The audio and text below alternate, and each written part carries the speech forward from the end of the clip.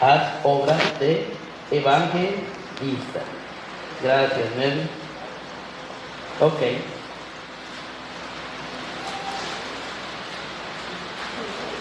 Entonces titulamos este tema el día de hoy: haz obra de evangelista. La palabra del Señor en el libro de Efesios, capítulo 4, bueno, solo puede leer ahí, el versículo 11, y en general nos habla de que Jesús constituyó a hombres como sus ministros, a unos apóstoles, otros profetas, otros evangelistas, maestros, pastores. Bueno, ahí está el orden: evangelistas, pastores y maestros, para ser más preciso con el orden, para la obra del ministerio a fin de perfeccionar a los santos, ¿verdad? Para la obra del ministerio hasta que alcancen la estatura del varón perfecto, que es Cristo Jesús. O sea, los ministerios o ministros están puestos por algo. Dios por algo los constituyó. O sea, a los hombres les dio dones, en ese sentido, regalos, y el don también se entiende como una gracia. Otra gente tal vez dirá como una capacidad o un talento en general, pero son regalos de Dios. Es lo que significa básicamente la palabra dones. Dios le dio dones a los hombres para que los pongan a la obra del reino, a su servicio. Y entonces los dones ministeriales, estamos hablando de regalos de Dios con cierto empoderamiento para hacer un ministerio, o sea, un servicio, ya sea de tiempo completo o de bastante tiempo, dedicado a la obra del evangelio. Los hombres lo hacen por la gracia de Dios, porque solo por la gracia de Dios se puede hacer, y el respaldo de Dios. Entonces, entre esos 5 ministerios principales se encuentra el del evangelista. Aunque no todos tengan o tengamos el llamado del ministerio de evangelista, se puede estar leyendo allí, todos estamos llamados a hacer, sí, la obra evangelística. El evangelio significa buenas noticias. Evangelio, griego. O sea, cuando se daban buenas noticias de una victoria, por ejemplo, campal del ejército romano, entonces se proclamaba que venía un mensajero de buenas noticias del evangelio. Este término aplicado para nosotros es buenísimo. ¿Por qué? Porque Cristo vino a traer buenas noticias. Y eso es lo que la palabra del Señor nos da a entender, que Él en sí mismo es la buena noticia, que Dios dio al Hijo, ¿ok? No para condenar al mundo, sino para que el mundo fuese salvo a través de Él. Eso ya es una buena noticia. Desde su nacimiento se anunciaba que venían buenas noticias antes, ni naciendo Él ni hablar. Entonces, Él es el Salvador del mundo. Entonces nosotros vivimos bajo buenas noticias, en esos tiempos de gracia abundante, porque la gracia siempre ha existido, pero ahora es abundante o sobreabundante, donde Dios no pone tantas, no voy a decir trabas, pero tanto detalle, sino que espera que nos acerquemos más por fe y por conexión con Jesucristo, que antes, que tal vez siempre ha estado la fe y tal, obviamente, pero exigía ciertas obras que ahora ni siquiera nosotros hacemos, y algunos ni siquiera tenemos idea de las cosas que hacían los judíos para acercarse a Dios. Entonces estamos en un tiempo de sobreabundante gracia por medio del entendimiento de que Jesucristo es el que abre eso. Él es el que permite esa conexión con Dios sin tanto ritual, sin tanto conocimiento a veces, sin tanta obra, sin tanta cosa. Nada más entrándole directo en el nombre de Jesús. Entendiendo que Él murió por nosotros y Él tomó nuestro lugar en la cruz, y si nos conectamos con Él, Él es el camino al Padre. Entonces, en este tiempo de gracia sobreabundante, Dios sigue teniendo gracia para con los hombres, y entre las gracias que hace es que da ministros, pero también, aparte de dar ministros, derrama ese espíritu que tienen los ministros, en este caso espíritu de apóstol, espíritu de profeta, o espíritu de maestro, o espíritu de pastor, también entre el pueblo. ¿Por qué? Obviamente unos ya es tan fuerte que se dedican a la obra ministerial por un llamado, pero no quiere decir que usted nunca vaya a pastorear a nadie, no quiere decir que usted nunca vaya a enseñar a nadie, no quiere decir que usted nunca vaya a evangelizar a nadie, y nunca Dios lo vaya a usar en una profecía. Y hasta cierto punto a veces se puede convertir en un pequeño apóstol para ciertas personas. No sé si me comprende. Eso no quiere decir que usted tenga el llamado de apóstol, ni que sea pastor. Quiere decir que la gracia de Dios siempre está fluyendo. ¿Me explico? Pero cuando ya hablamos de que fluye fuerte, o sea, muy fuerte sobre una persona, ya esa persona es, como decir, escogida para ese ministerio. Entonces ahí ya estamos hablando de un servicio, como les decía, que le consume todo el tiempo o mucho de su tiempo. Entonces ya ahí se habla de ministerio pastoral, o sea, pastor. ¿Ok? Entonces usted puede llegar a hacer cosas que hace un pastor sin ser pastor. Pero si usted es pastor, obviamente la carga va a ser mayor, la responsabilidad es mayor, la inversión de su tiempo debe ser mayor y también los frutos deben de ser más evidentes, o sea, mayores. O sea, no puede ser que una persona que no tiene el llamado pastoral y esté pastoreando, por ejemplo, aquí la mamá que está al otro lado, tal vez pastorea a los niños en este momento, les está enseñando la palabra, está teniendo cuidado de ellos, está instruyéndolos, y tal vez su corazón es tan apasionado que está pendiente de ellos, que ora por ellos. No sé si me comprenden. O sea, no solo se limita a lo que hace en la escuela dominical. Entonces es como un pequeño llamado pastoral que tendrá ella con los niños.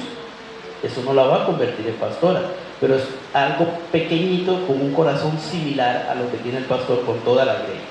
Entonces se supone que el pastor debería tenerlo más grande y dedicarle más tiempo. Entonces, el evangelismo tiene que estar en el corazón de todos los evangelistas. No puede haber un evangelista que no esté ardiendo por llevar buenas noticias, porque ya eso no sería un evangelista, o estaría dormido en su ministerio o no lo es. Entonces, el evangelista tiene que arder por llevar buenas noticias, pero también la iglesia, los hermanos, tienen que querer llevar las buenas noticias, no con la intensidad que está en el corazón del evangelista, porque no es un llamado fuerte, pero todos tenemos que tener ese deseo de llevar buenas noticias, de presentar a Cristo. La Biblia nos llama a ser reconciliadores, así como nosotros nos reconciliamos con Dios, llevar a otros a la reconciliación con Dios por medio del evangelio. Entonces se supone que usted a todo el mundo debería hablarle de Cristo. Pero si usted en esta mañana Dios derrama sobre su corazón una pasión evangelística, usted va a tener más deseo y se supone que debería esforzarse más. Y si tiene ya el llamado de evangelista y Dios se lo activa, debería salir pero ardiendo. ¿Me explico? Entonces, la obra evangelística es para todos. La obra de reconciliación es para todos, pero hay unos que tienen un llamado más fuerte. Entonces quiero hacer la diferencia. Creo que no los esté enredando. ¿Ok? Entonces, hoy quiero hablar de las dos cosas. De la obra evangelística que tiene que estar en tu corazón, el deseo por las almas, pero también aquellos que tienen llamado de evangelista, que a veces ni lo saben. A veces ni lo saben, porque a veces ni preguntan. Y otros sí lo saben, pero lo tienen dormitando, ¿ok? Entonces quiero hablar en esa línea hoy. Segunda de Timoteo, para ver la referencia, 4:5. El apóstol Pablo le está hablando a uno de sus hijos espirituales. Los apóstoles normalmente se mueven en todos los ministerios, o sea, ellos en algún momento de su vida profetizan, enseñan, pastorean, hacen obra evangelista. Esos son fundacionales como apóstoles, misioneros en ese sentido, abriendo obras y moviéndose donde otros no han entrado como pioneros. Son fundacionales, tienen un respeto de otros que están en el ministerio, que los ven como más arriba, entonces eso es parte del respaldo apostólico. Pero entre las cosas que los apóstoles hacen es que ellos tienen eso, se mueven a través de los distintos ministerios. ¿Ok? Entonces esto es parte del llamado apostólico, moverse como un balde plástico, para que me entiendan. Sirve para muchas cosas, no solo sirve para una cosa. Usted agarra a un apóstol y usted le dice: se murió el pastor, no tenemos pastor. Usted podría hacer la obra de pastor por 3 meses o 6 meses mientras nombran a alguien, y ese apóstol se para y hace la obra pastoral y no va a dejar un desastre en la iglesia. Ya cuando viene un pastor nombrado, entonces puede retirarse y seguir en lo suyo. Eso prueba de que él es apóstol.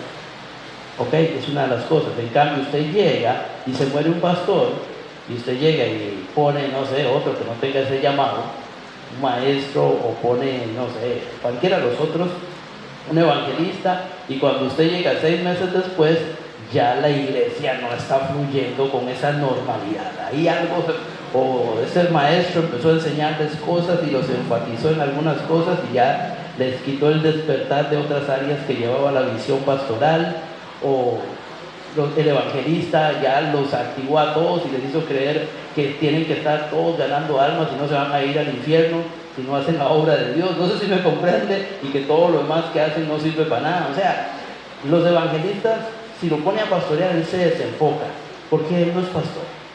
Un profeta, si lo pones a pastorear, se desenfoca, porque él no es pastor.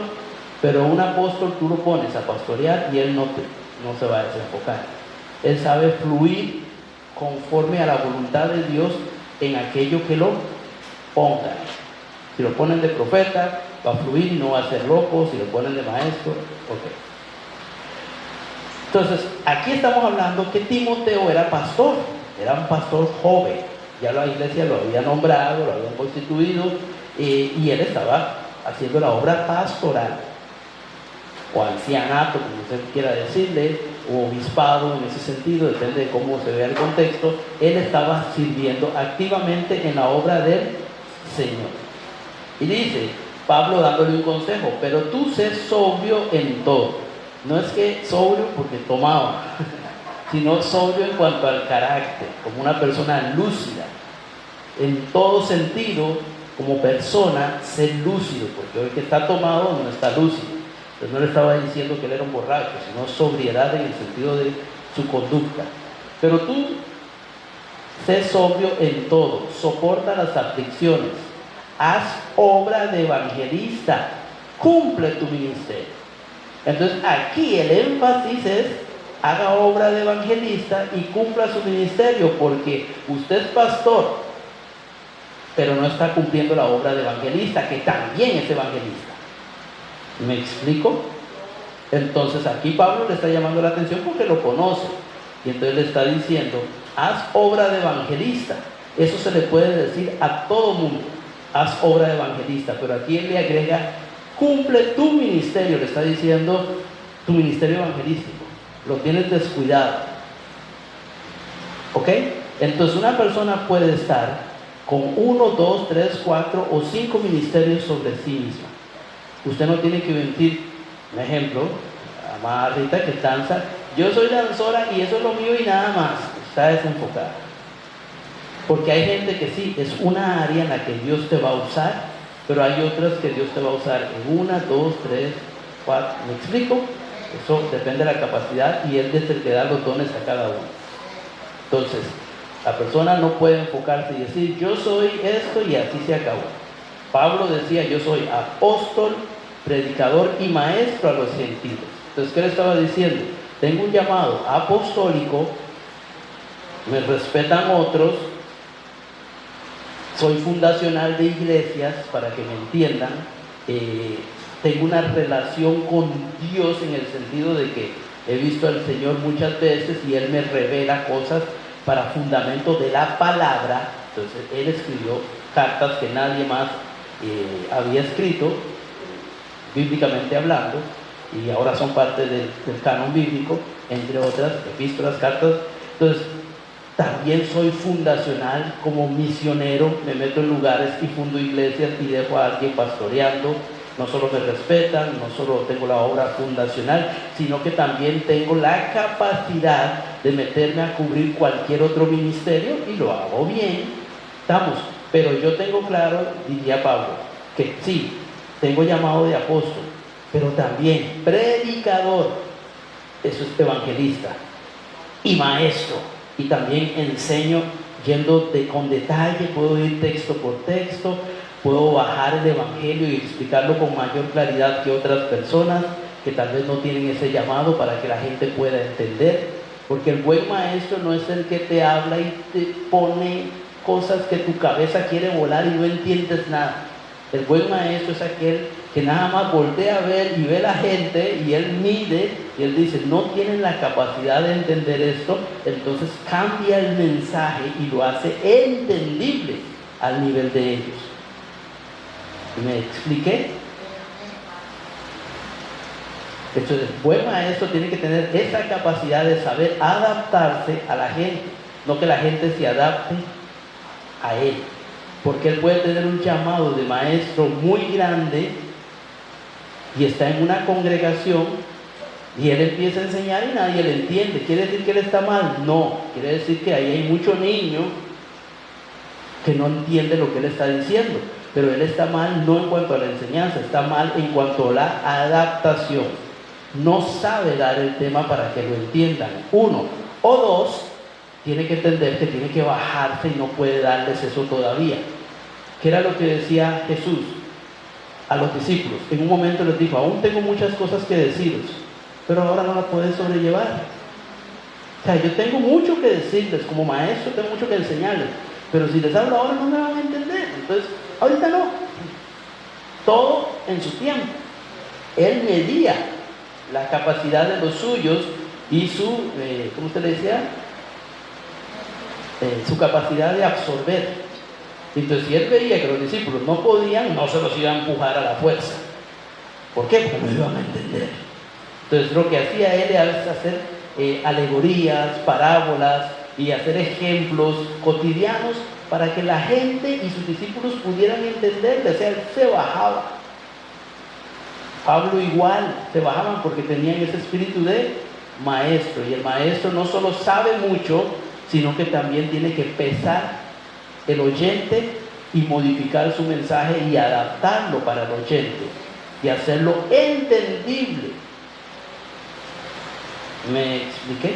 Entonces usted agarra un maestro y lo pone en una iglesia a predicar un mensaje y él viene con un tema, para poner un ejemplo escatológico, que eso es lo que le gustan a Rita, aleluya, Apocalipsis y todas esas cosas, y él da el mensaje y el mensaje tal vez era totalmente de Dios y nadie entendió, entendieron muy poco, él falló, porque él no se está adaptando al entorno, ni tampoco está acomodando el mensaje sencillito para que ellos puedan entender hasta donde pueden entender.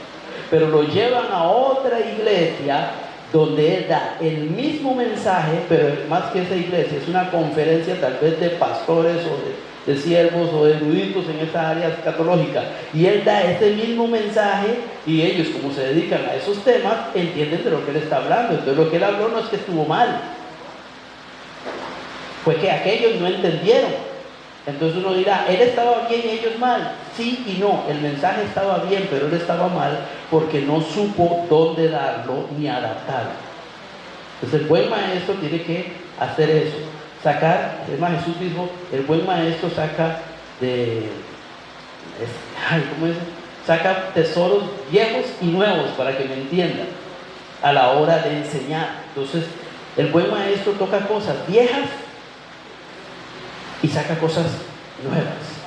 Él no solo se va a ir sacando cosas frescas y nuevas o pomposas, no. El buen maestro te habla de cositas que tal vez usted necesita, que escuchó hace años y lo acomoda con cosas frescas y usted dice, ay, qué lindo, le entendí.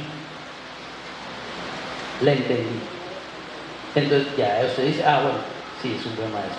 Entonces, ¿cuál es el punto que estoy tratando de decirte? Pablo decía, yo soy apóstol, predicador, o sea, dando a entender el fervor de la predicación está en el evangelista y maestro a los gentiles. Todavía sabía para quién. Él tenía claro que era a los no judíos. Entonces él tenía claro su llamamiento, las tres áreas fuertes en las que Dios lo usaba. Él decía, lo mío es el apostolado, lo mío es el evangelismo como ministerio y lo mío es la enseñanza, pero a los gentiles, a los no judíos. Entonces él no se enfocaba en enseñarle a los judíos, él no se enfocaba en ponerse a cantar el ministerio de canto, lo que él sabía, lo podían poner a cantar y tal vez cantaba el 2 y el 3, pero él tenía claro, esto no es lo mío. Yo tengo claro a lo que Dios me ha llamado. No quiere decir que no lo hubiera hecho, sí. Quiere decir que tengo claro, el canto no es lo mío. ¿Me explico? lo hago porque no hay nadie, es una cosa. Creer que soy cantor, ya son otros 100 colores. Entonces Pablo tenía claro su llamado. Jesús tenía claro para qué vino a la tierra. Los discípulos les fue siendo revelado a manera que ellos estaban sobre la tierra. Entonces nosotros tenemos que inquirir en Dios, meternos en Dios, preguntarle, Señor, ¿para qué soy bueno? Y Dios te va a ir dirigiendo y te va a hacer saber. Un pequeño desvío del tema. Una de las formas de saber es en aquello en lo que fluyes. ¿Okay? Usted me dice, yo no sé para qué soy bueno, pero usted se pone a cantar y canta como un ángel, no hay mucho que analizar. Se pone a danzar y danza como un ángel, no hay mucho que analizar. ¿Me explico? Estoy hablando de servicio en la iglesia, pero obviamente hay muchas áreas en las cuales por fuera usted puede. Inclusive hay gente que dice, yo tuve el detalle con una señora que se enojaba y decía, todo el tiempo que ella hacía repostería, una viejita, todo el tiempo que yo hago repostería, me canso, y digo, ¿por qué? No voy a decir el nombre, pero Pachi la conoce y no voy a decir el nombre para que no me pregunten quién. Y la señora, la viejita, decía, ¿por qué? Me piden mis hermanas, me piden mis primos, me piden en la empresa de trabajo, me piden todos los amigos, no pueden oír que yo estoy haciendo repostería porque todo el barrio me pide, mis hijos, mis niños, mis nietos, todo el mundo, me canso. Y cuando vendía, porque en algún momento vendió, todo se le vendía.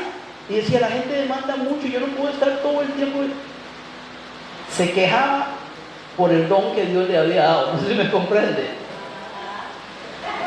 En vez de entender que nadie cocinaba repostería como ella y darle gracias a Dios por lo que tenía, más bien ella decía, esto me quita mucho tiempo, yo quisiera estar haciendo otras cosas. Si tienes un don, tienes que dedicarle tiempo a ese don y usarlo para el beneficio de la gente y la obra del Señor. Diferente es que ella hubiera usado ese talento para montar una repostería, nunca lo hizo. Para instruir a otros de cómo hacer la repostería para que eso fluyera, se murió con la capacidad, por decirlo, y con los secretos, no sé si me comprenden, y se murió quejándose. En cambio hay otra gente que no lo tiene, porque yo me acuerdo de gente que no lo tiene, estoy hablando ya como un ejemplo natural del talento natural que se acomoda como a lo espiritual, es espiritual el don, ese es un don natural. Una persona que estaba cerrada, que ella era cocinera.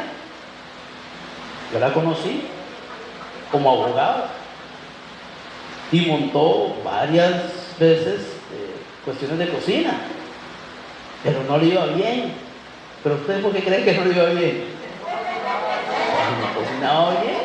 Yo probé la comida y la gente también, pero ella estaba ceñida que eso era lo de ella. Entonces hay gente que se mete en lo que no es lo suyo y hay otros que no quieren saber lo que es lo suyo y hasta reniegan de lo suyo. Uno tiene que amar lo que Dios le dio y si todavía no lo conoce, tiene que preguntarle a Dios, pero también tiene que analizar. Si usted se da cuenta, como decía, que canta como ángel, ya usted sabe por dónde va. Si es buena en administración, ya usted sabe, ponga su servicio de administración a la obra del reino. Hay gente que es buenísima en cuestiones tecnológicas, póngalo a la obra del reino. Estamos para servir a la gente y también dedíquese a eso. Sáquele provecho a su don económicamente, pero también de vez en cuando no cobre o cobre barato para que otros sean beneficiados del talento que Dios les dio. No sé si me explico.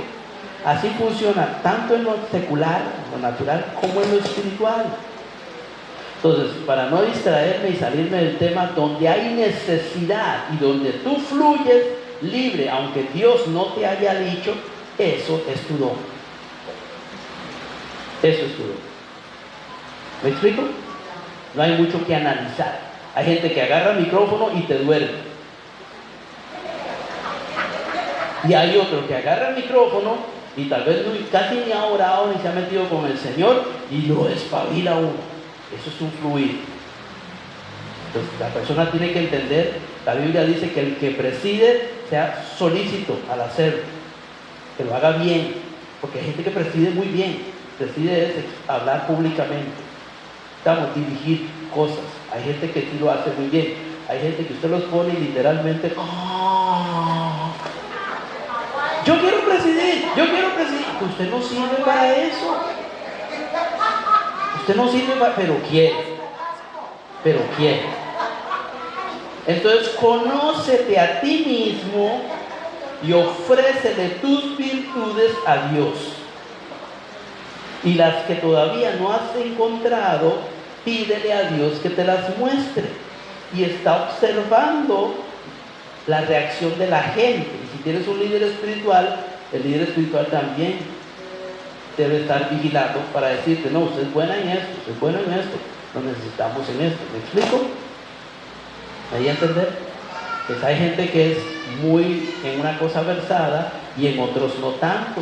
Hay otros que son muy versados en muchas cosas. Pablo era versado en varias cosas. Hay gente que solo una o dos. Okay. Entonces, volviendo a lo que interesa, Pablo nota que Timoteo tiene un llamado evangelístico, pero lo tiene dormido. Y entonces le dice: pero tú sé sobrio en todo, soporta las aflicciones, haz obra de evangelista, cumple tu ministerio. Entonces, ¿qué sería la obra de evangelista? Ministerialmente hablando, te consumiría mucho tiempo, sería una pasión muy exagerada en tu corazón, muy grande, y deberías de dedicarle mucho a eso, porque Dios te demandará después si lo hiciste bien o no lo hiciste, la obra de evangelista. Pero todos deberíamos tener ese pequeño fuego, por decirlo de esa manera, en el corazón. Aquí entre mis apuntes pongo, para que me sigan la idea: evangelista es el que proclama el evangelio de las buenas obras, de las buenas nuevas, el evangelio de las buenas nuevas con un enfoque cristocéntrico. Déjenme ver porque es mi letra, pero la escribí tan que ni yo mismo me entiendo. Con un enfoque cristocéntrico, sencillo y directo, basado en la muerte, crucifixión, resurrección y ascensión de Cristo. Habla mucho temas relativos a los 4 evangelios. La unción debe manifestarse con convicción, quebrantamiento para arrepentimiento, pero suele ir respaldado con prodigios, señales y maravillas mientras él expone cosas de Dios. Suele ser una persona con un corazón apasionado e itinerante, apasionado por las almas e itinerante en el sentido que se mueve mucho. Desea ver multitudes rendidas a Cristo. O sea, eso lo puse yo como una sinopsis de lo que sería una persona con un llamado evangelístico, llamado como evangelista. ¿Ok? Entonces, todos deberíamos hacer eso, pero con esa pasión desbordante los que tienen el llamado ministerial de evangelista. Entonces, proclama el evangelio y las buenas nuevas con un enfoque cristocéntrico. ¿Qué es eso? Normalmente te habla de Jesús y no se va a otros detalles. No es un maestro que detalla textos bíblicos, no te va a estar hablando mucho de sanidad interior, ni te va a estar hablando de cómo se traspasa la unción, ni qué significa el tipo montado en el jinete, el caballo rojo en Apocalipsis, ni te va a explicar cómo funcionan los dones ministeriales. Él nada más te va a decir: Cristo te ama, Cristo salva, tienes que buscar los enfoques Cristo. Vamos, métete con Dios, ama a Dios. Y cuando le dices que predique algo, siempre se va a ir a una historia de los evangelios. ¿Estamos? Jesús sanó a y sus temas son enfoque dinámico para confrontar a la gente, para que la gente se sienta convencida de su necesidad de Cristo y se quebrante. En cambio, el maestro no necesariamente. El maestro te lleva y te empieza a enseñar textos, te empieza a enseñar cómo moverte en la vida, te enseña administración financiera en la iglesia. El maestro es otra cosa. El profeta nada más empieza a inyectarse y lanzarte profecías sobre tu propia vida y busca textos que tengan que ver con asuntos proféticos Parece que no lee otra cosa en la Biblia. Todo él lo ve proféticamente. No sé si me comprende. Parece que no hay otra cosa, otro tema ahí. Entonces cada uno tiene una línea. Hay gente que por no entender eso juzga y condena a otro. Entonces dice que el evangelio de Cristo es predicar la cruz, porque Pablo decía: yo solo una cosa hago, predico a Cristo y este crucificado. ¿Estamos? Y entonces entienden, la cruz de Cristo es el mensaje central. Pero cuando usted lee las epístolas de Pablo, Pablo habla de un montón de temas. La cruz no es que solo decir que Cristo murió por ti. La cruz es todo. ¿Me doy a entender? Entonces cuando él como maestro estaba escribiendo, ni siquiera le entendían muchos. Eso es lo que dijo Pedro en las epístolas. Dice que algunos torcían las cartas de Pablo y no las entendían para su propia perdición, queriendo ellos hacerse jugar de maestro, para que me entiendan, no siendo maestros, tomando las cartas de Pablo y tergiversándolo. Eso lo cuenta en el libro de Pedro. El mismo Pedro estaba diciendo: lo que Pablo escribe es profundo. Entonces Pablo no estaba diciendo que yo solo predico esto y yo no me meto en otros temas. Pablo se metía en todo. Pablo era un erudito porque también era un maestro. Cuando él dice ponerle atención al mensaje de la cruz cristocéntrico, no quiere decir que solo hables de la cruz. Eso es lo que hacen los evangelistas. Espero que me haya entendido. Pablo estaba diciendo que el mensaje de la cruz es básicamente todo lo que la cruz produjo. Todo. ¿Qué produjo la cruz? Todo para ti. Todo el cambio. Porque una cosa es sin Cristo habiendo muerto y otra cosa es con Cristo muerto. No se me comprende, y resucitado. Entonces él no está diciendo que solo hablemos de ese tema, como muchos maestros o malos maestros dicen: no, es que uno no tiene que estar hablando de otros temas, uno nada más tiene que concentrarse en decirle a la gente que Cristo vive, y Cristo vive, y Cristo murió, y Cristo resucitó, y entreguen su alma. Los otros temas no importan. No, eso no es lo que dice la Biblia. Es una mala interpretación. La Biblia te enseña temas que son complicadísimos, pero el evangelista nunca habla de esos temas. ¿Por qué? Porque si se pone a hablar de esos temas, ¿en qué convence a la gente de pecado? ¿En qué se quebranta la gente y empieza a llorar? ¿En qué se arrepiente la gente y acepta a Cristo? Entonces, si usted quiere que la gente acepte a Cristo, no vaya diciéndole: viera que el pastor dio un seminario hace un tiempo de guerra espiritual, y estos los ángeles, estos significan esto, y los demonios. La gente no se va a aceptar a Cristo por esos temas. Ubíquese. Si usted va a hablar de Cristo, hable lo básico. Cristo te ama, Él murió por ti, hay una relación con Dios que se ha cortado y que Él quiere restaurar. Así le entra usted a la gente: arrepiéntete, eso que estás haciendo no agrada a Dios. Más aún así Dios te mira con amor. Eso sí, pero ¿de qué le sirve a usted que le vaya a hablar? Pero ahí sabe que hay gente que sale con esas cosas. Una vez en la anterior iglesia en la cual era miembro, el pastor llamó y instauró grupos de células, y una muchachita le dijeron: usted dé la enseñanza en esa célula. Invitaron a los vecinos, ninguno conocía del Señor, o tal vez uno por allá oído, pero no son gente cristiana. Y llegué yo y le pregunté: ¿y de qué habló? Yo hablé de Apocalipsis. Y yo dije: ahí la gente o se asusta y sale huyendo, o no entiende nada.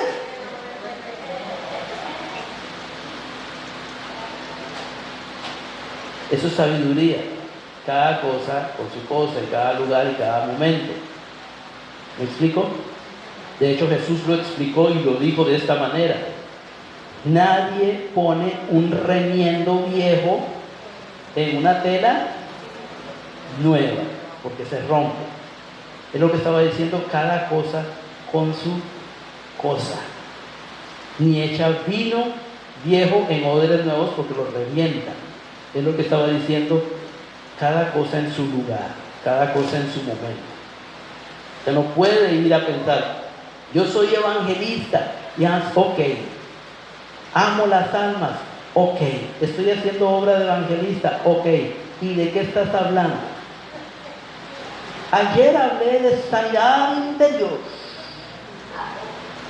La otra semana voy a hablarles de los 7 niveles de la unción. Eso no es obra evangelista. Eso es obra pastoral o de maestro. Cuando ya la gente empezó a avanzar en Cristo y se le empieza a educar de una manera diferente. ¿Me explico? Entonces, nosotros también tenemos que entender que debemos hacer obra evangelística. Y al tener un pastor que es maestro, pastor, se encarga de la administración de la casa del Señor, escucha a la gente en consejería, preside en medio de entierros, administra ceremoniales como la Santa Cena y cuestiones de ese tipo, oficia matrimonios. Esas son obras pastorales, da consejerías de tiempo en tiempo, si tiene que ayudar a alguien, no sé, con una ayuda para la administración de la iglesia, ahí le tienen un fondo, organiza a la gente para que también, esas son obras pastorales, pastor. Pero también el pastor Beckford es maestro. ¿Ok? ¿Qué hace maestro? Enseña la palabra, da temas un poquito más profundos, los lleva al suave para que los puedan entender, va ahí versículo por versículo, los lleva ahí como niñitos para que vayan entendiendo al suave, como dicen, ¿verdad? Les muestra mucho, les mete deseo por la palabra, maestro. Entonces, si tienes un pastor, Beckford, maestro, Beckford, pero no hay evangelistas moviéndose en la casa, usted puede caer en un problema, como también puede caer el pastor. Se le olvida la obra evangelística. ¿Entendió? Se le puede pasar al pastor y se le puede pasar a usted, que también usted a veces tiene que ir por las almas, porque el que gana almas es sabio y tiene que aprender a hablar a las almas.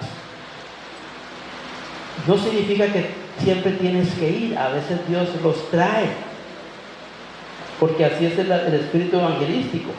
Pero cuando Dios los trae, tienes que tener enfocado que el alma de esa persona está en peligro de muerte. ¿Me doy a entender? Entonces todos tenemos amigos, amistades y familiares, y a veces hablamos con ellos 3 horas y no les tocamos nada de Cristo. ¿Qué prueba es? Que no estamos haciendo obra evangelística.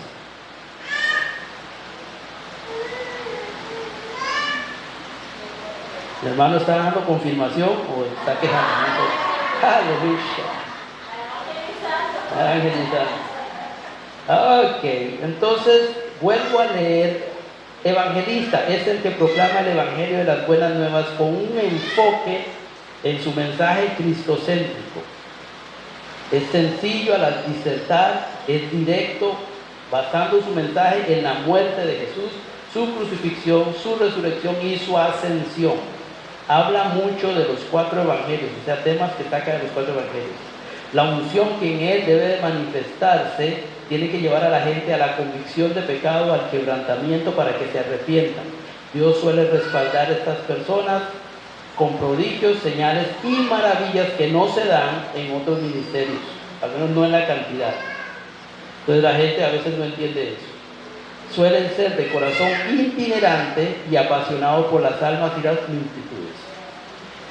No quiere estar sentado en la iglesia, quiere andar en la calle. Y él siente que porque está en la calle está haciendo la buena obra y los que están sentados en la iglesia no la están haciendo. No, es porque él tiene un corazón evangelista, lo cual es bueno, pero no puede estar creyendo que porque él está en las calles los que están en la iglesia están mal.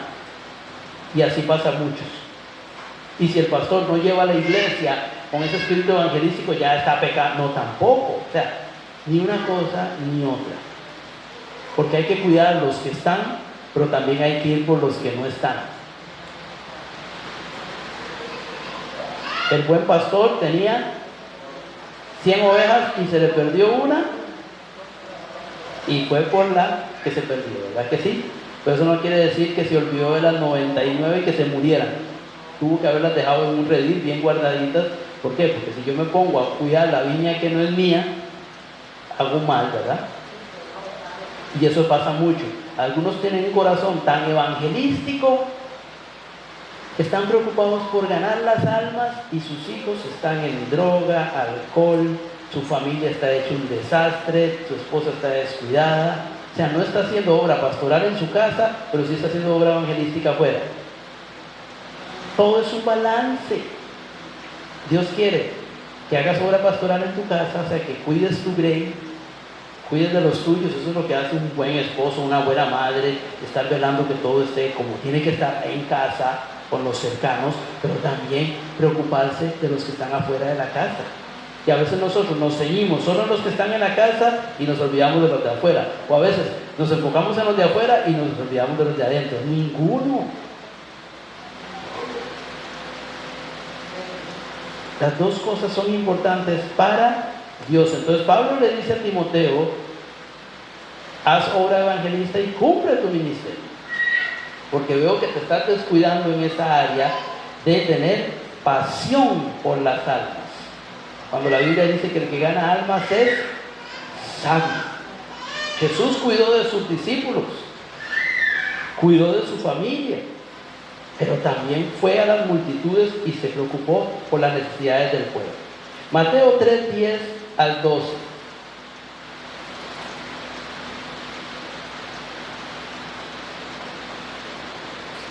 No sé si es el primero, pero vamos a utilizarlo. Espero que esté recibiendo hoy. Ahorita estoy más o menos enseñando, porque eso es lo que hace como un maestro, ¿no? Estoy hablando del asunto evangelístico, pero con un espíritu de enseñanza. Y ya también el hacha está puesta a la raíz de los árboles. Ese es Juan el Bautista hablando. Se da cuenta que la gente está viniendo mientras él predica en el desierto, en los bordes del Jordán, llega la gente y él los bautiza en el río Jordán. Entonces, él se da cuenta que están llegando también fariseos.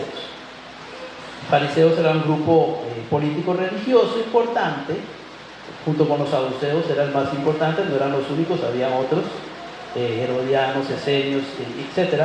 Pero esos eran los dos grupos más fuertes. Y él ve que los fariseos están llegando, salen de la ciudad y se van al desierto donde está él, Juan el Bautista, predicando de arrepentimiento y que la gente busque el reino.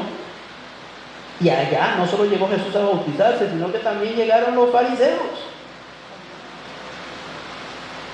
Pero como él está pesando el corazón de los fariseos, su mensaje ya no se vuelve un mensaje de Dios te confronta y te ama y Dios te perdona con solo que él entregue su vida al Mesías. Ya el mensaje cambia. Él ve la atmósfera y ve que hay un montón de hipócritas fariseos y suelta esta palabra y dice Juan: y ya también el hacha está puesta a la raíz de los árboles, por tanto todo árbol que no da buen fruto es cortado y echado en el fuego. ¡Wow! Y usted puede leer porque él vio que estaban llegando fariseos también, pero no venían con el espíritu de arrepentirse algunos de ellos, tal vez unos que otros sí, pero la mayoría venían con la intención de espiarlo. O para que la gente viera que ellos llegaban, entonces que lo apoyaban, entonces para que los apoyaran a ellos, como hacen los políticos, por interés. No todos, pero muchos, ¿verdad? El versículo siguiente. Entonces Juan, entendiendo que venían con esa actitud, saca el garrote. Dice: yo a la verdad os bautizo en agua para arrepentimiento. El bautizo que hacía Juan era lo que llaman mishba, algo así. La gente llegaba y él los bautizaba para que ellos ordenaran sus vidas, confesando obviamente a Jehová el Señor en ese momento, porque Jesús no había sido manifestado. Entonces la gente no se bautizaba en el nombre de Jesús. Pero la práctica judaica era previa. Ellos tenían sus pilas o sus aguas, pilas bautismales, por decirlo de esa manera, o sus aguas para bautizarse, el lavamiento más que todo se le decía, antes de que Jesús instaurara el bautismo como él lo instauró, en el nombre del Padre, del Hijo y del Espíritu Santo. ¿Ok? Entonces los judíos hacían prácticas similares. De hecho que Jesús fue a bautizarse, y Juan lo bautiza. Pero cuando él ve que los fariseos llegan, lanza el hachazo y dice: yo a la verdad os bautizo en agua para arrepentimiento, pero el que viene tras mí, o sea Jesús, cuyo calzado no soy digno de llevar, es más poderoso que yo. Él os bautizará en Espíritu Santo y fuego. Él está diciendo que Jesús va a bautizar en Espíritu Santo y fuego. Si uno lee el contexto, lo que Juan está diciendo, que Jesús va a bautizar en Espíritu Santo y fuego. Suena a bendición, sí. Él está anunciando una bendición para el que lo recibe, pero una maldición para el que no lo recibe. Seguimos leyendo. Su aventador está en su mano, y limpiará su era y recogerá su trigo en el granero y quemará la paja en el fuego que nunca se apagará. O sea, ya el aventador, o sea, ya está listo para tirar la flecha. ¿Ok? Está hablando de Jesús. Entonces Jesús vino a Galilea. Bueno, ¿no se brincó uno? ¿Vuelvo a separar? Ok, dos. Ok. Sí, yo creo que ahí está. Es en Juan que sigue el otro versículo. ¿Qué está diciendo Juan el Bautista? Viene fuego, viene bautismo. ¿Qué era el bautismo? Ser sumergido en señal de sepultura. El bautismo, ¿eso qué significa bautismo? Sepultura. Entonces los metían al agua como si lo están enterrando y lo sacaban. Entonces Jesús va a venir y los va a bautizar en el Espíritu Santo y yo los bautizo en agua para que se arrepientan, pero Él los va a bautizar con la presencia. La presencia de Dios va a venir sobre ustedes, pueblo, los que me oyen, los que quieren, y ustedes también, fariseos. Va a venir Jesús y va a bautizar, pero cuando su presencia viene sobre un cristiano, es para bendición. Pero cuando viene sobre alguien que lo está rechazando, se convierte en una maldición. Lo va a sepultar, pero sepultarlo para mal. Y fuego, cuando el fuego viene sobre el cristiano es una bendición, pero cuando el fuego viene sobre el que no quiere nada con Dios, lo va a quemar, es una maldición. ¿Me explico? Entonces el bautismo es una figura y el fuego es una figura doble. Por eso es que tiene una espada aguda de dos filos.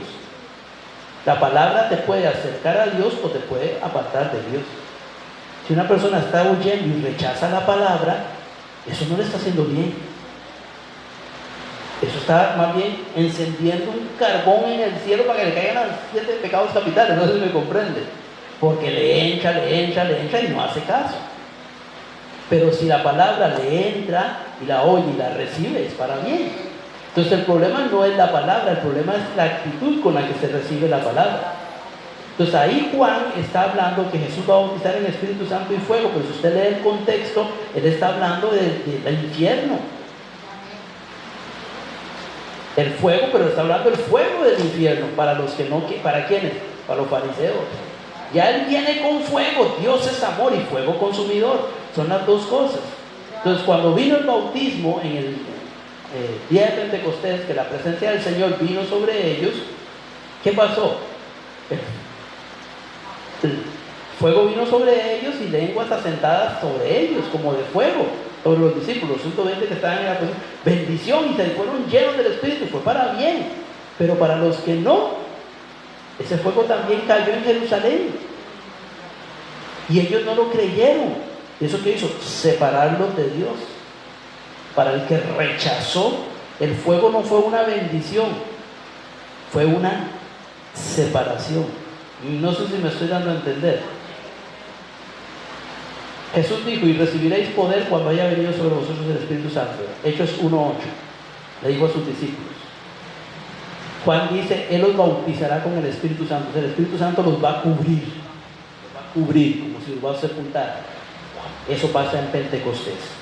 Pero fue bendición para los suyos, para Caifás, Anás y todos esos otros diablos que estaban ahí. Eso no fue una bendición, más bien ellos se levantaron para perseguir a los hermanos. ¿Me explico? Entonces, el fuego del Espíritu Santo es una bendición para el que tiene un corazón que se arrepiente. Pero para el que no tiene un corazón que se arrepiente, el fuego es malo. Poner al fuego ciertas comidas o cosas se convierte en una bendición porque mata bacterias, ¿sí o no? Para usted es una bendición, pero pregúntele a la bacteria o al microorganismo. ¿Verdad que no? Es el mismo fuego, pero para usted es para bien, para él es para mal. Entonces el problema no es el fuego, el problema es la función que tiene la bacteria, no sé si me comprende, es mala. ¿Ok? Usted pone al fuego bajo, por decirlo de esa manera, la cera. ¿Qué pasa si usted pone la cera al fuego? Se derrite, pero si usted pone un huevo al fuego, ¿no?, se cocina, se pone duro. Entonces el problema no es el fuego, porque el fuego es neutral. Si tú lo recibes de la manera correcta, es el fuego vivificador. Si lo recibes de la manera incorrecta, es el fuego que te va a destruir y consumir. Igual la presencia del Señor, si la recibes de la manera correcta, ella te cubre y te protege y te conecta con Cristo y te enamora de Él y te lleva una vida en el Espíritu. Pero si la recibes de la manera incorrecta, ¿sabes qué pasa? Choca, te aleja de Cristo. Cuando se dan los grandes movimientos de avivamiento, se dan grandes movimientos de purificación. ¿Y qué significa movimientos de purificación? Cuando la presencia de Dios cae, hay gente que se arrepiente de verdad y se mete con Dios, y hay otros que empiezan a morirse.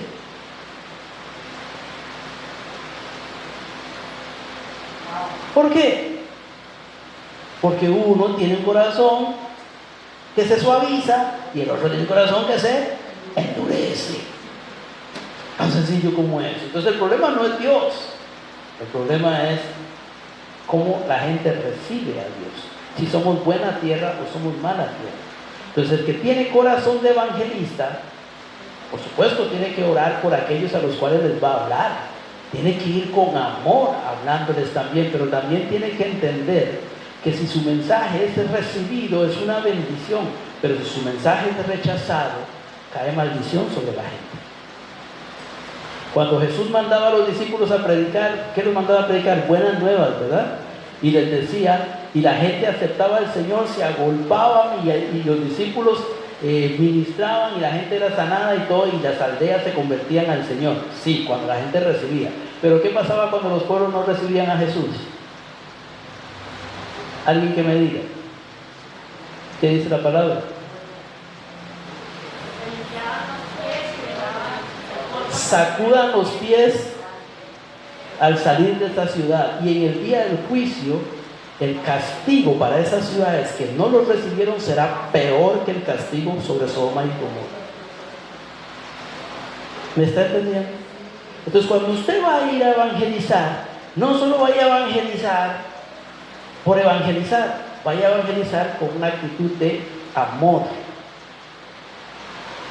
¿Estamos? Pero ore antes, porque si la persona te está rechazando, eso no es muy bueno para ellos, no para ti. ¿Me explico? ¿Y quiere decir que siempre tienen que aceptar lo que tú dices? No, pero por lo menos se puede notar el trabajo de Dios. Hay gente que literalmente usted percibe que Dios está entrando y aunque no lo reciban, algo está quedando. Hay otros que literalmente es el Chucky que se levanta y literalmente casi que se vuelven tus enemigos. Entonces a veces uno dice, mejor no le hubiera dicho nada. ¿Ok? Seguimos. Segunda de Timoteo 1:6. Entonces, el fuego del Espíritu Santo tiene que ser un fuego de vida. Pero para que sea un fuego de vida hay que estar orando para que Dios toque los corazones y los reciban correctamente. No es solo cuestión de salir a evangelizar, es cuestión de tener corazón de evangelista.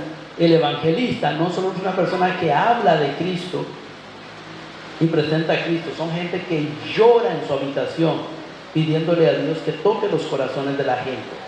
y que lo ayude a él a hablar correctamente. Entonces, un buen evangelista no es solo aquel que sale y está preocupado por hablar a la gente de Cristo. Es una persona que ama a las multitudes, ama a la gente, se preocupa por su final espiritual y aún cómo les va aquí en la tierra. No sé si me comprenden. Entonces, cuando él habla con temor, porque dice, y si no me reciben, Señor, no sea que les caiga más de unas plagas de Israel sobre la cabeza. Entonces, hasta con temor reverente va a hablar. No es como otro que llega, arrepiéntase, busque a Cristo. Si no se va a ir al infierno. Sus labios no se vuelven instrumento de bendición, se vuelven instrumento de juicio y condenación. ¿Me expliqué? Por lo cual te aconsejo que avives el fuego del don de Dios que está en ti por la imposición de mis manos. El fuego avivó el don que había en el mismo Timoteo. ¿Ok? Entonces el fuego ahí fue de bendición para él. Pero para otros, cuando se predicaba, ese fuego se volvía un fuego de maldición. ¿Se recuerdan a Ananías y Zafira? Ok. Cayeron tiesos delante de Dios. ¿Alright? Entonces, ¿cuál es el punto? Queremos que Dios visite Limón, pero tenemos claro una cosa. Primero tiene que visitar nuestros corazones, poner en nosotros la actitud de amor por las almas y evangelismo, y entender que si Él empieza a visitar con su presencia, bautismo de su presencia y con su fuego, la gente va a empezar a buscar y a encenderse, pero también habrán algunos que desgraciadamente no les va a ser muy buena la presencia del Señor. Cuando Dios visita a una persona, un ejemplo, estás orando para que Dios te visite y Él empieza a visitar tu presencia, su presencia se hace más fuerte sobre tu vida. Es para que tú le busques, te enamores de Él y le sigas. Pero Él empieza a visitarte y no lo haces. Usted sabe lo que hace, no lo sigues ni le respondes. ¿Sabe lo que hace Dios? Se aparta y deja de visitarte. ¿Usted sabe por qué lo hace? Porque si te sigue visitando, va a pasar de bendición a fuego. ¿Me explico? ¿Me está entendiendo? Entonces, ¿qué hace Él? Retrae su presencia. Entonces dice, Señor, ya no te persigo, ya nada. Y Él dice, te estoy cuidando, te estoy cuidando, te estoy cuidando.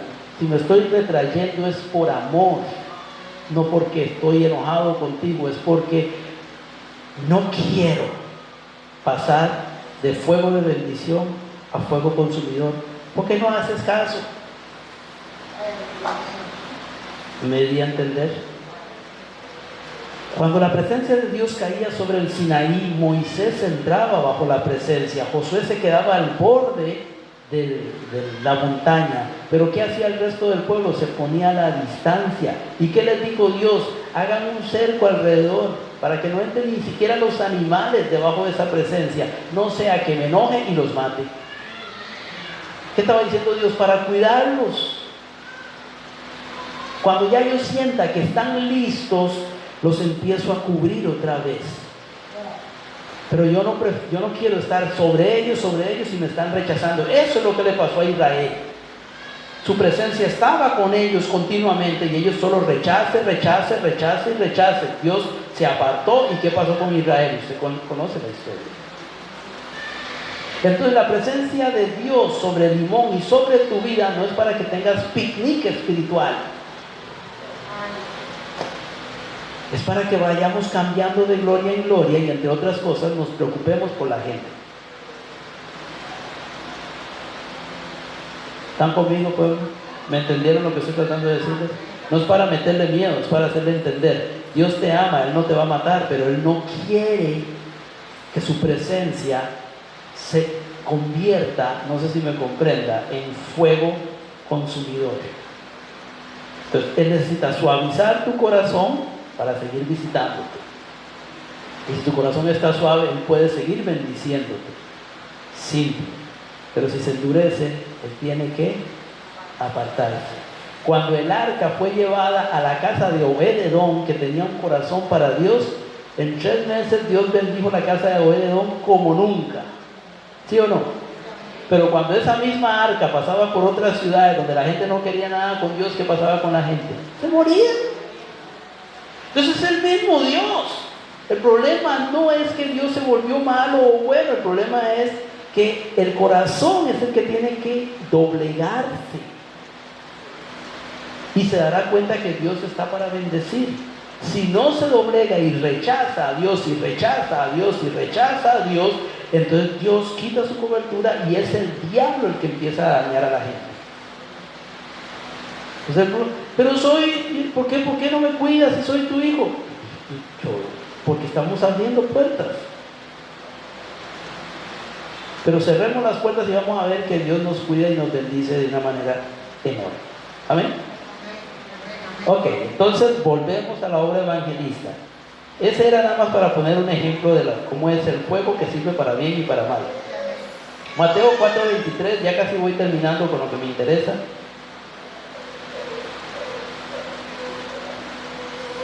Mateo 4:23 al 25 nos enseña que Jesús y sus discípulos, ¿verdad? Obviamente. Espero haber apuntado bien, porque vi otro versículo ahí, no sé si lo apunté bien. Dice: y recorrió Jesús toda Galilea, enseñando en las sinagogas de ellos, predicando el evangelio del reino y sanando toda enfermedad y toda dolencia en el pueblo. Él era una bendición en medio de ellos. ¿Y qué hacía? Él recorría Galilea enseñando en las sinagogas, maestro, predicando el evangelio del reino, haciendo obra de evangelista. ¿Qué hace el evangelista? Le habla céntricamente temas para que la gente se quebrante y se arrepiente y se acerque a Dios. El maestro le enseña muchos detalles. El evangelista es más enfático en su enfoque: conéctate con Dios y arrepiéntete. Y luego dice: y sanando toda enfermedad y toda dolencia, y ministraba. Entonces, los evangelistas normalmente los siguen prodigios, señales y maravillas. Si usted tiene un corazón muy de amor a la gente, muy de pasión de predicar su palabra, y ni hablar si tiene llamado ministerial de evangelista, señales le van a respaldar. ¿Por qué? Porque esas señales sirven para que la gente se acerque a Dios. ¿Me di a entender? Y principalmente sanidades y liberaciones. Eso es el pan de cada día. Las primeras personas que yo vi al Señor en la universidad no era porque les predicaba un super mensaje, era porque había una señal y la gente decía: ¿qué es eso? Y yo decía: fue Cristo, arrepiéntase. ¿Me explico? Entonces Dios hacía cierta señal sobre mi vida y le impresionaba a la gente, y yo les aprovechaba y le entraba. ¿Me explico? Entonces las señales, prodigios y maravillas son para llamar la atención de la gente. Para llamar la atención de la gente. Y cuando la gente, su atención es llamada, entonces usted les habla de Cristo. Entonces usted puede, la señal puede ir primero y luego su mensaje, o su mensaje puede ir primero y luego la señal. Es indistinto. Porque usted puede estar predicando y luego la persona le dice, un ejemplo: me duele la espalda, y usted oró y se compuso. Primero le habló de Cristo y luego la sanó el Señor. O puede ser al revés. La persona llega y dice: me duele la espalda, usted oró, se le quitó. ¡Ay, se me quitó! ¿Qué pasó? ¿Qué fue eso? Jesús te sanó, tienes que arrepentirte. Cualquiera. El orden no es lo importante. El punto es que las señales acompañan la palabra, y la palabra con las señales. Entonces Jesús, su ministerio evangelístico siempre iba con señales. Es importante no rechazar las señales si quieres ser efectivo en la obra evangelística. Entonces, si usted está hablando de evangelismo y está hablando de Dios, y la gente empieza a soltar espumarajos y empieza a revoltearse ahí en el suelo, y usted dice: no, yo no sé nada de eso, no es de Dios, y lo deja ahí, es un problema. Usted no puede rechazar las señales, porque la liberación era parte que iba acompañando el mensaje. Entonces usted no buscó que se endemoniara ni manifestara, pues se manifestó, usted tiene que echarlo fuera, punto. Entonces usted va a decir, Señor, yo quiero predicar tu palabra, pero que nunca se me manifieste en el demoniado.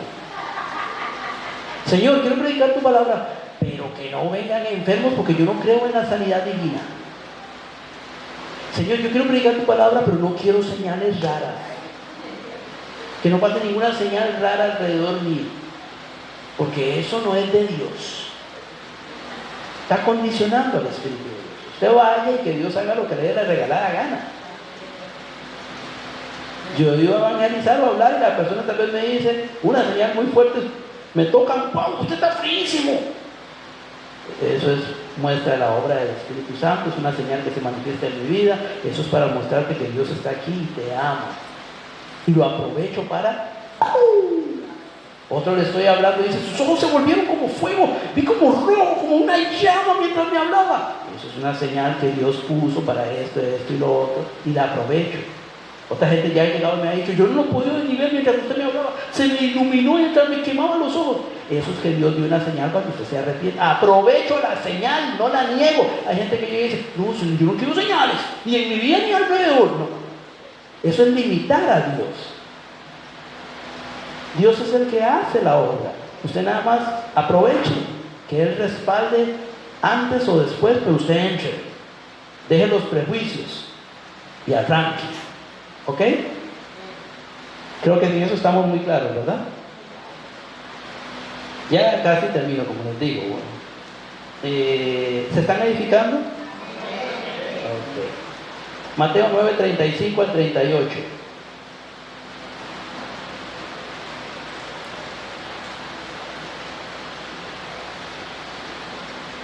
Necesito ir cerrando para hacer una pequeña disertación. Recorría Jesús todas las ciudades y aldeas, enseñando en las sinagogas de ellos, enseñando como maestro y predicando el evangelio del reino como evangelista y sanando toda enfermedad y toda dolencia en el pueblo. ¿Ven? Eso era el sistema de Jesús. Enseñaba, evangelizaba y ministraba. Eso es lo más efectivo. Usted puede enseñar mientras habla con la persona, puede estar, pero después sálgase de esa conversación que usted ha estado dándole consejitos y enseñándole cosas de la Biblia y clávele la estaca de la salvación. Predíquele y guíelo al arrepentimiento. A veces aconseja a la persona y le da unos buenos consejos bíblicos como maestro excelente y como evangelista serio. Y todavía a veces termina y la persona sale renqueando y ni siquiera le dice, ¿quiere que ore por usted? A veces la persona debería decirle, pero a veces la persona renqueando y la deja que es malo. Le llamamos el taxi para montarlo porque no puede ni caminar. Nada pierde con hacer la oración. ¿Ok?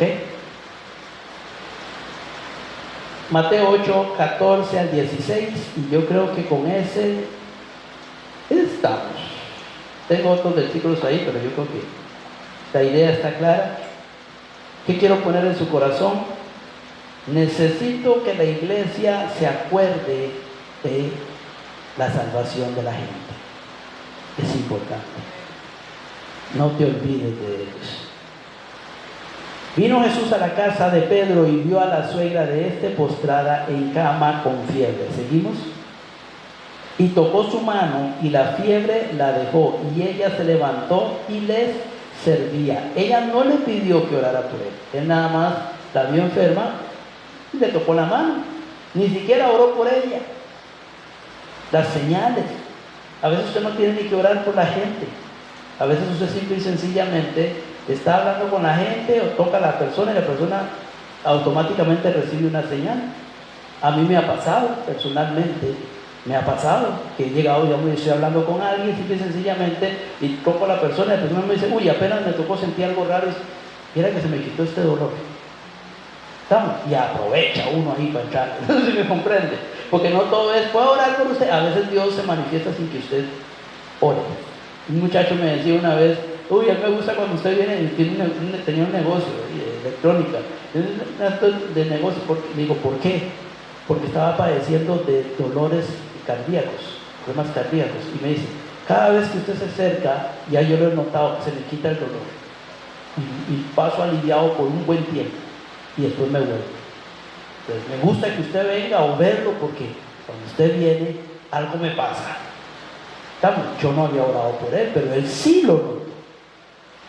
Y no fue el único. Uno que falleció hace un tiempo hacía lo mismo, me decía, me parecía, yo me veía, puede acercarse un ratito, es más, hablemos un poquito. Y dije, ¿pero qué? Al tiempo ya me confesó que era el asunto, que se sentía aliviado cuando estaba hablando conmigo y estaba conmigo. Entonces usted no tiene que pedirle a veces a Dios que haga el milagro, a veces Dios lo hace solito. Jesús solo la tocó y ¡pum!, se le fue la fiebre. Lo que usted tiene que estar es listo. Sí. Seguimos el versículo siguiente. Y cuando llegó la noche, trajeron a él muchos endemoniados, y con la palabra echó fuera a los demonios y sanó a todos los enfermos. Obra evangelista. La sanidad, la liberación es parte de una obra evangelística. ¿Seguimos? Para que se cumpliese lo dicho por el profeta Isaías cuando dijo: Él mismo tomó nuestras enfermedades y llevó nuestras dolencias. ¿Quién hace la obra evangelística? Cristo a través de tú.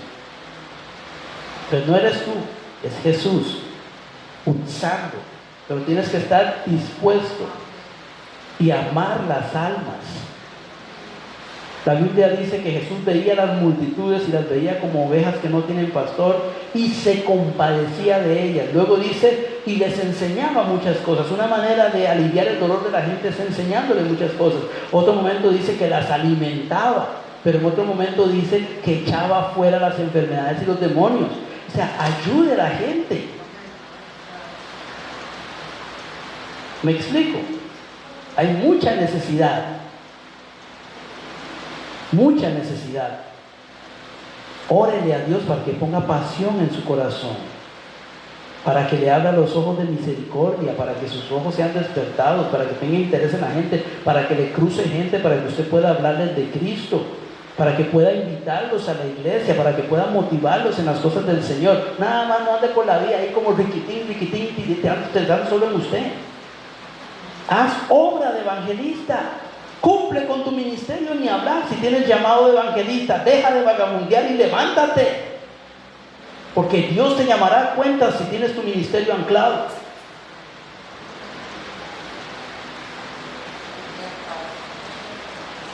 Esto no es tiempo de jugar, daremos cuenta. Daremos cuenta. Hubo una historia que contó Josué Girón, me quedan 5, voy a tomarme los 10. Que contó Josué Girón, un predicador brasileño muy conocido, que hubo una mujer en Argentina, mujer de Dios, pero un momento llegó y se afanó por las cosas, se casó, tuvo sus hijos y todo lo demás, se dedicó a su familia, tuvo su esposo y todo lo demás. Y en algún momento Girón, estando en la ciudad, creo que él estaba ahí cuando él lo contó, vino una mujer profeta, que no sé si andaba con el grupo de él o qué, cómo fue el asunto en ese momento, y él conoció la historia. Llegó y iban por la calle en la mera capital de Argentina, y la persona tuvo ese sentir, la profeta paró una mujer y le dijo: tengo un mensaje para ti de parte del Señor. Dios te llamó a un ministerio y lo cumpliste por tantos años, luego te dedicaste a tus hijos, hijas, a tus negocios, a tu marido, te descuidaste, no has cumplido la obra del ministerio desde hace tantos años. Por tanto, hoy dice el Señor, hoy es el día de tu muerte. Y cayó muerta ahí enfrente. Muerta, pum, en plena calle. ¿Por qué? Porque si tienes un llamado ministerial vas a dar cuenta de él. Todos tenemos que hacer obra evangelística, llamar las almas, porque por algunos estamos. La higuera que no da fruto es cortada. El árbol que no sirve para nada, ¡chuf!, le vuelan hacha, ya el hacha está puesta, dijo Juan. El cristiano que no da fruto está en peligro de irse antes de tiempo. No quiero asustarlo, pero está en peligro. Pero el que tiene el llamado de evangelista y lo tiene enterrado está en doble peligro.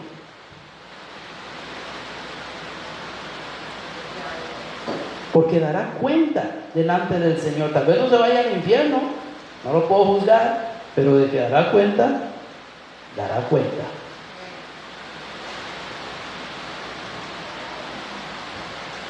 ¿Entendió, iglesia?